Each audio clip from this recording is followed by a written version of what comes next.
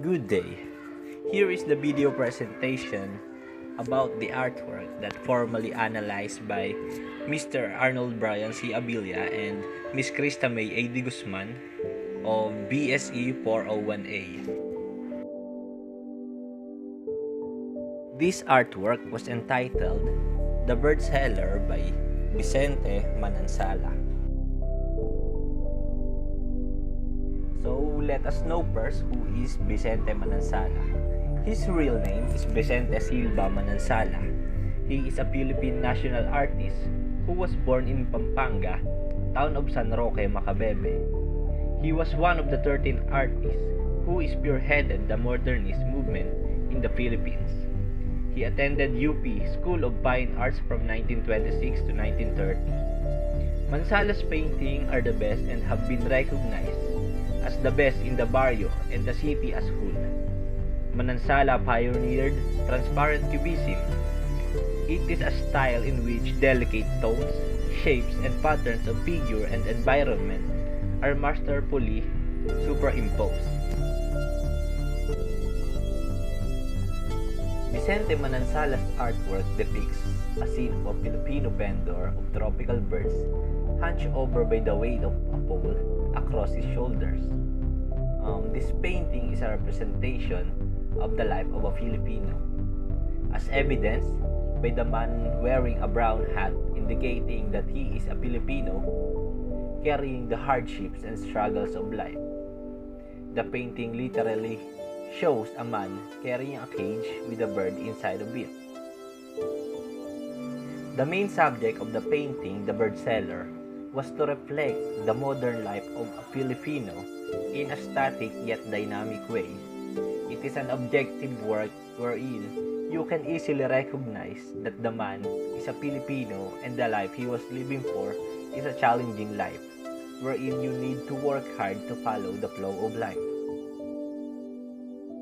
Now, let us discuss the general information about the artwork of Vicente Manansala. There is no exact date when this painting was made, but it was clearly stated the year when it was originally created. The Bird Seller was originally painted on the year 1976, and it is acquired directly from the artist by the present owner of private collection in Asia. This artwork is an oil on canvas painting. He employed this unique technique known as transparent cubism. The superposition of shapes and color is used in this art style. Now, let us discuss the art elements used in the painting. The Bird Seller of Vicente Manansala is a painting that was beautifully made, and it consists the elements and principles of art that made it meaningful.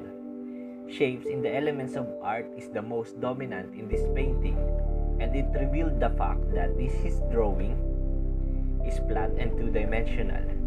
Cube and triangle shapes are used to draw the cages of the bird, as well the round shape to draw the bird's wings that create movement.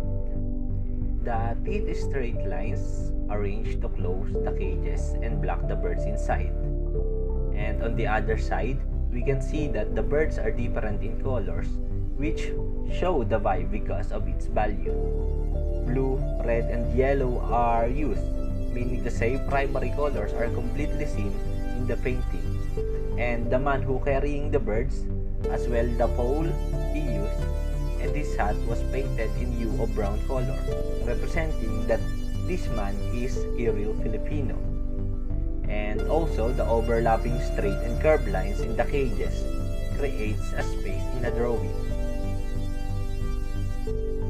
The Bird Seller created an appealing and functional painting through the use of some principle of design. First, the unity and variety, which became evident through the use of colors, lines, and shape with the unique technique of cubism. Next is the balance. The artist used primary colors as well the hue of the brown color that made the painting evoke a cooling effect and became pleasing to the eye of the viewers. And third is the emphasis. The main focus of the painting that you will see are the birds that surrounds the man which is carrying the bird cages, and fourth is the scale and proportion. The artist used different lines and shapes that expound the bird seller. The painting has a dimension of 61 cm by 91 cm that delivered unique insight to the viewers. And last is the mass and volume. This shows a flat and two-dimensional artwork wherein there is length and width. These two made a specific dimension for the image to become more evident in the painting. And this also includes that exact measurement of the painting. Therefore, we conclude that this painting of Vicente Silva Manansala, entitled The Bird Seller, is an iconic work, contributing significantly towards the visual development of Cubism in Asia, painted in 1976, when Manansala had gained full mastery over his definitive style of transcluent Cubism. It holds a place amongst some of the finest composition of Manansala's career, along with the other works of its localized market scenes of ducks' eggs or balut, vendors, fruit and vegetable sellers, and sabongeros, reflects all these unique qualities and influences, depicting a local vendor of tropical birds crouched under the heavy burden of his pole lying across his shoulders. Even within the skin tones of the bird seller and the use of his hat, we observe Manansala's judicious employment of subtly different shades to create transparent textures and contours despite the austere line of his method. Throughout the entire work, the Cubist elements succeed in being simultaneously rigorous yet dynamic.